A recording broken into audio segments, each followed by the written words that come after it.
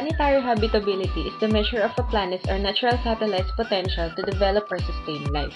The habitability potential of a body is determined by its bulk composition, orbital properties, atmosphere, and potential chemical reaction. Every understanding of this begins with stars. Its photospheric temperature. The appropriate spectral range to be early F or G to mid-K. Middle-class stars have a number of characteristics considered important to planetary habitability. These are they live at least a few billion years, allowing life the chance to evolve. They emit enough high-frequency ultraviolet radiation to trigger atmospheric dynamics. Liquid water may exist on the surface of planets orbiting them. In any star is hydrogen and helium. There is a great variation in the amount of heavier elements stars contain. A high proportion of metals in a star correlates to the amount of heavy material initially available in the protoplanetary disk. A low amount of metal significantly decreases the probability that planets will have. The chief assumption about habitable planets is that they are terrestrial. Thus, that life could evolve in the cloud tops of large planets is not ruled out, but it is considered unlikely given that they don't have the surface and their gravity are enormous. Here are some planetary characteristics. Low-mass planets are poor candidates for life.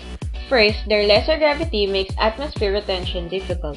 Constituent molecules are more likely to reach escape velocity and be lost to space when buffeted by solar wind or stirred by collision. Planets without a thick atmosphere lack the matter necessary for primal biochemistry, have little insulation and poor heat transfer across their surfaces, and provide less protection against meteoroids and high-frequency radiation. Secondly, smaller planets have smaller diameters and thus higher surface-to-volume ratios than their larger cousins.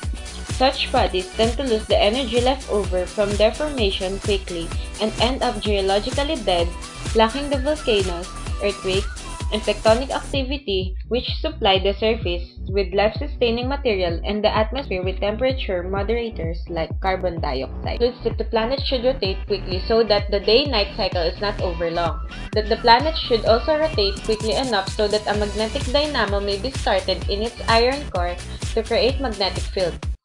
So that's how you identify the planetary habitability.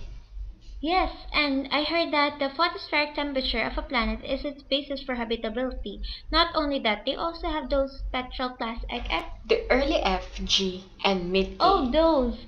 And I heard that the candidates must have its own energy source and liquid water. Wow, that's so interesting.